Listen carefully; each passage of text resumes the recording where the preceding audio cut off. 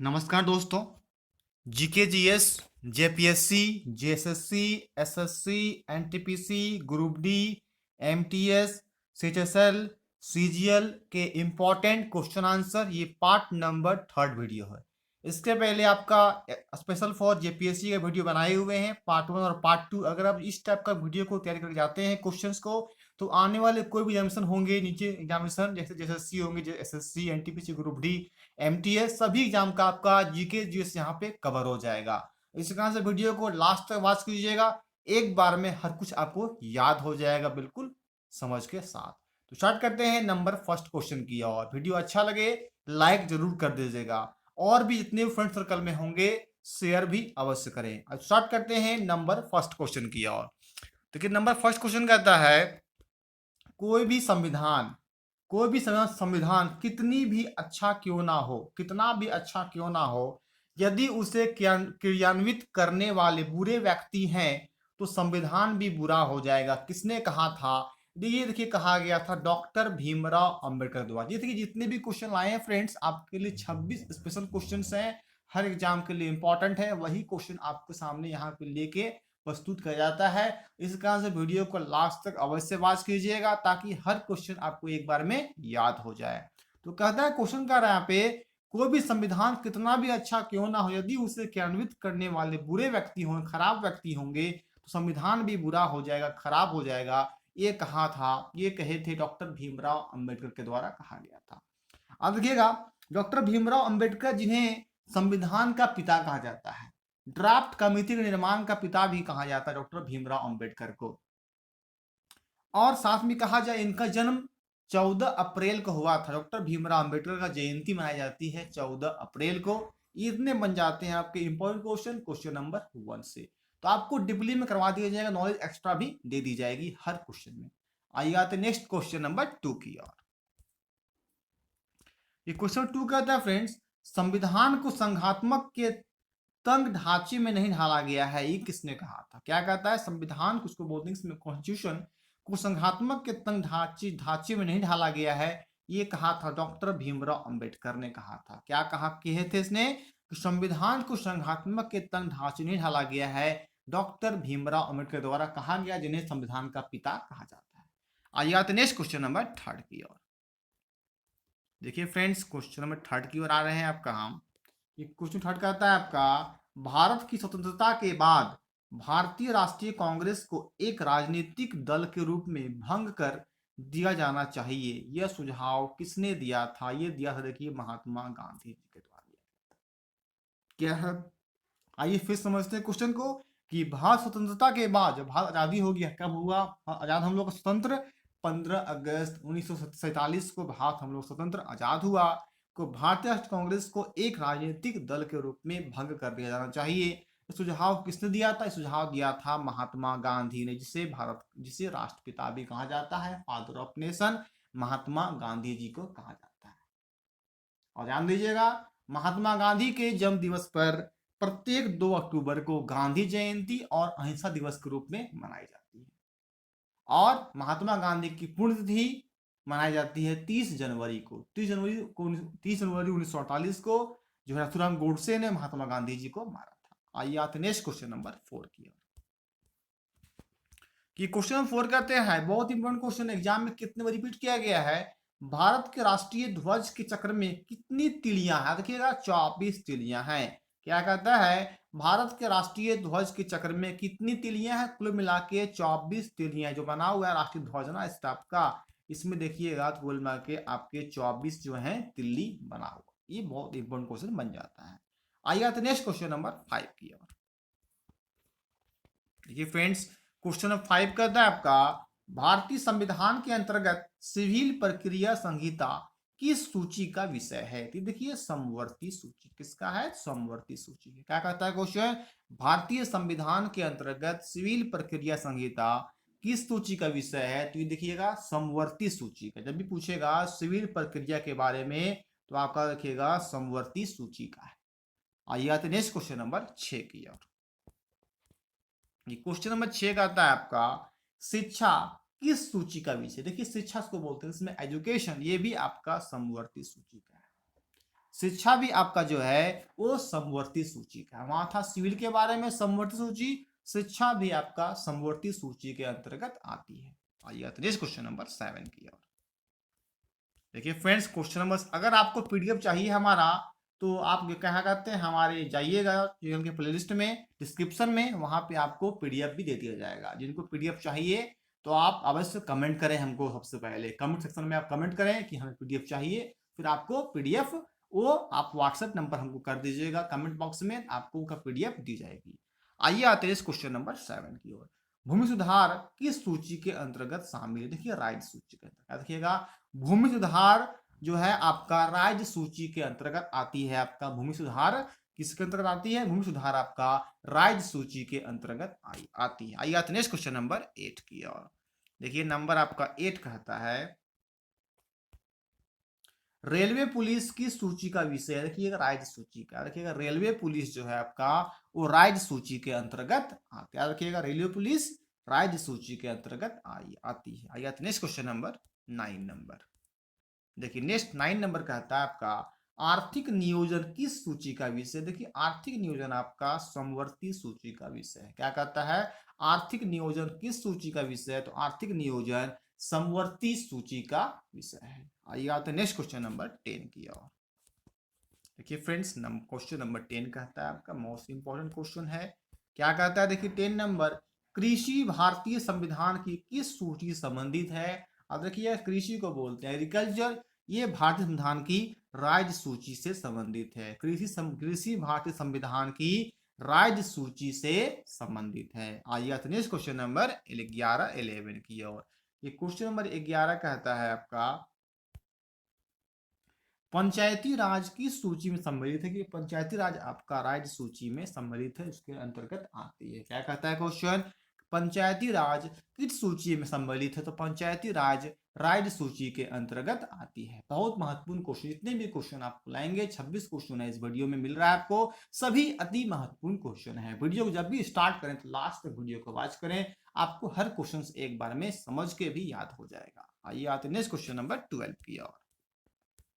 देखिए friends, question number 12 कहता है आपका विवाह विच्छेद और गोद लेना आदि संविधान की 7वीं अनुसूची में किसके अंतर्गत सम्मिलित किए गए हैं? सूची 3 समवर्ती सूची के अंतर्गत किया गया है। सूची 3 है और समवर्ती सूची। क्या कहता है क्वेश्चन? विवाह विच्छेद और गोद लेना ये संविधान की 7वीं अनुसूची में, कितनी है? 7वीं अनुसूची के अंतर्गत किया गया है। विवाह शादी के बारे में किसके अंतर्गत है? तो सूची 3 समवर्ती सूची के अंतर्गत है। आइए नेक्स्ट क्वेश्चन नंबर 13 की ओर। देखिए फ्रेंड्स, क्वेश्चन 13 का आता है आपका संविधान सभा में उद्देश्य प्रस्ताव कब प्रस्तुत किया गया था? रखिएगा उद्देश्य प्रस्ताव 13 दिसंबर 1946 ईस्वी को संविधान सभा में उद्देश्य प्रस्ताव घोषित किया गया था, 13 दिसंबर 1946 ईस्वी को। आइए आते हैं नेक्स्ट क्वेश्चन नंबर 14 की ओर। देखिए फ्रेंड्स, क्वेश्चन 14 कहता है भारतीय संविधान का कौन सा भाग को एक धर्मनिरपेक्ष राज्य के रूप में वर्णित करता है? संविधान की प्रस्तावना। देखिएगा संविधान की प्रस्तावना जो है भाग एक धर्मनिरपेक्ष राज्य के रूप में वर्णित करता है संविधान की प्रस्तावना। आइए नेक्स्ट क्वेश्चन नंबर 15 की ओर। देखिए फ्रेंड्स, क्वेश्चन नंबर 15 कहता है आपका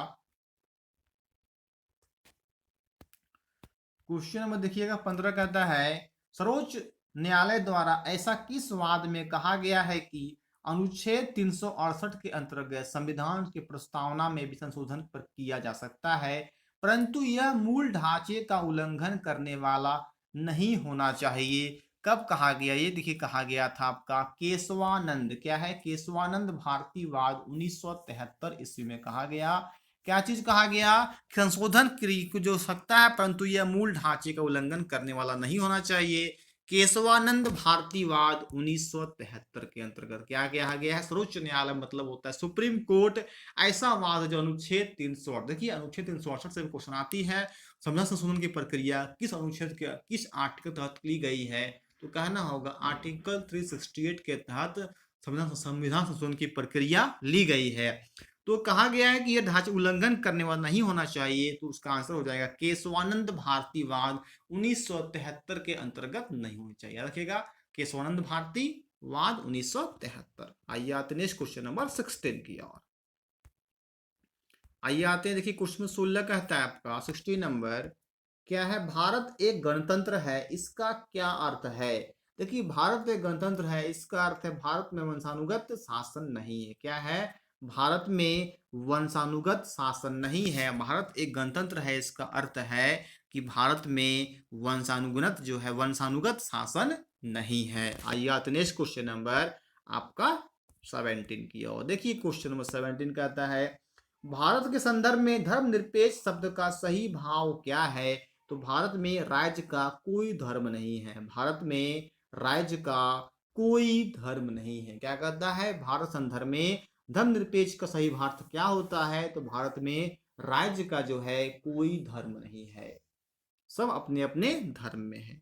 आइए आते हैं नेक्स्ट क्वेश्चन नंबर आपका 18 की ओर। उद्देशिका में सम्मिलित सामाजिक, आर्थिक व राजनीतिक न्याय के तत्व किससे संबंधित है। 1971 की रूसी क्रांति से संबंधित है। क्या कहता है, 1917 की रूसी क्रांति से। क्या कहता है क्वेश्चन में, उद्देशिका में सम्मिलित सामाजिक, सोशल, आर्थिक, इकोनॉमिक, राजनीतिक, पॉलिटिकल न्याय तत्व संबंधित है। 1917 के रूसी क्रांति से संबंधित है। अति महत्वपूर्ण क्वेश्चन चल रहा है आपका। आइए आते नेक्स्ट क्वेश्चन नंबर 19 की ओर। देखिए क्वेश्चन नंबर आपके 19 कहते हैं, सभी व्यक्ति पूर्णतः और समान रूप से मानव हैं। सभी मानव हैं, यह सिद्धांत जाना जाता है, यह सिद्धांत जाना जाता है सार्वभौमिकता का। जाना जाता है, ये सिद्धांत जाना जाता है सार्वभौमिकता। क्या क्या कहता है, सभी व्यक्ति पूर्णतः टोटली रूप से समान रूप से मानव हैं, एक व्यक्ति है, मनुष्य है। यह सिद्धांत जाना जाता है सार्वभौमिकता का जाना जाता है। आइए आते नेक्स्ट क्वेश्चन नंबर 20 की ओर। ये क्वेश्चन नंबर 20 कहता है आपका, किस संशोधन के द्वारा भारतीय संविधान की उद्देशिका में संशोधन किया गया था। देखिएगा 42वें संशोधन, कैसे किया गया था, 42वें संविधान संशोधन के द्वारा उद्देशिका में संशोधन किया गया था। किस द्वारा, जब भी पूछेगा कौन संशोधन के द्वारा जो है भारत संविधान की उद्देशिका में संशोधन किया गया था, तो कहना होगा 42वें संशोधन के द्वारा, 42वें संविधान संशोधन के द्वारा किया गया था। याद रखिएगा 42वां संविधान संशोधन को लघु संविधान भी कहा जाता है। परीक्षा पूछ सकता है इसे आप लोग को, लघु संविधान कितने संशोधन को कहा जाता है, कहना होगा 42वें संशोधन को लघु संविधान भी कहा जाता है। आइए आते नेक्स्ट क्वेश्चन नंबर 21 की ओर। देखिए 21 नंबर कहता है फ्रेंड्स, राज्य का सबसे महत्वपूर्ण तत्व क्या है, संप्रभुता। रखिएगा राज्य का सबसे महत्वपूर्ण तत्व, महत्वपूर्ण एलिमेंट आपका संप्रभुता है। बहुत महत्वपूर्ण क्वेश्चन है, सबसे महत्वपूर्ण तत्व संप्रभुता। और क्वेश्चन नंबर 22 की ओर। देखिए क्वेश्चन नंबर 22 कहता है आपका, उद्देशिका को राजनीतिक जन्मपत्री की संज्ञा किसने प्रदान किया है। के एम मुंशी प्रदान किया। क्या कहता है, उद्देशिका को राजनीतिक जन्मपत्री की संज्ञा किसने प्रदान की, तो के एम मुंशी ने प्राप्त की थी, प्रदान की थी। क्या चीज, उद्देशिका राजनीतिक जन्मपत्री के एम मुंशी के द्वारा प्रदान की गई है। आइए आते नेक्स्ट क्वेश्चन नंबर 23 की ओर। देखिए फ्रेंड्स क्वेश्चन नंबर 23 कहता है आपका, बहुत इंपॉर्टेंट है, प्रस्तावना संविधान का अंग नहीं है। उच्चतम न्यायालय ने यह मत किस वाद में व्यक्त किया है। ये किया है बेरुबारी संघ मामले 1960 में। कब किया है, बेरुबारी संघ मामले में, कब, वर्ष 1960 ईस्वी में किया गया था। क्या किया गया, प्रस्तावना संविधान का अंग नहीं है। उच्चतम न्यायालय सुप्रीम कोर्ट ने यह मत किस वाद में व्यक्त किया, तो बेरुबारी संघ मामले 1960 में व्यक्त किया था। बहुत महत्वपूर्ण क्वेश्चन है। वीडियो अच्छा लग रहा होगा, अभी तक लाइक नहीं किया, लाइक जरूर कर दीजिएगा। आइए आते नेक्स्ट क्वेश्चन नंबर 24 नंबर। देखिए 24 नंबर कहता है, भारतीय संघ के अंतर्गत किसी राज्य को सम्मिलित करने का अधिकार किसे प्राप्त है। किसी राज्य को शामिल करना है, ये प्राप्त होता है आपको संसद को बोलते हैं, इसमें पार्लियामेंट कहा जाता है। क्या कहता है क्वेश्चन, कि भारतीय संघ के अंतर्गत किसी राज्य को सम्मिलित करने का अधिकार वो एकमात्र संसद को होती है। आइए नेक्स्ट क्वेश्चन नंबर 25 की ओर। देखिए फ्रेंड्स क्वेश्चन नंबर आपका 25 कहता है,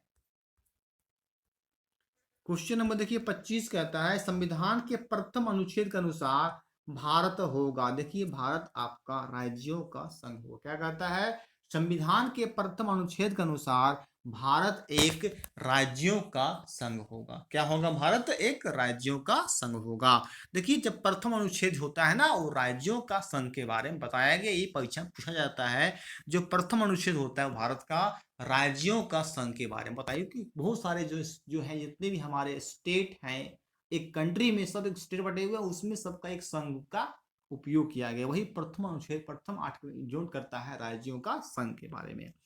आइए आते हैं आज का लास्ट और क्वेश्चन नंबर 26 के अति महत्वपूर्ण क्वेश्चन है। देखिए इसके बारे में आप डिटेल से बात करेंगे। क्वेश्चन नंबर 26 पार्ट नंबर 3 का वीडियो चल रहा है आपका स्पेशल जेपीएससी टाइप के जितने भी एग्जामिनेशन होंगे आपके, JSSC, SSC, MTS, SSL, CGL, IB, जो भी एग्जामिनेशन होंगे हर एग्जाम के लिए इंपॉर्टेंट है क्वेश्चंस। भारत में कितने राज्य एवं संघीय प्रदेश राज्य हैं? देखिएगा भारत में वर्तमान में 28 राज्य हैं एवं 8 केंद्र शासित प्रदेश राज्य है।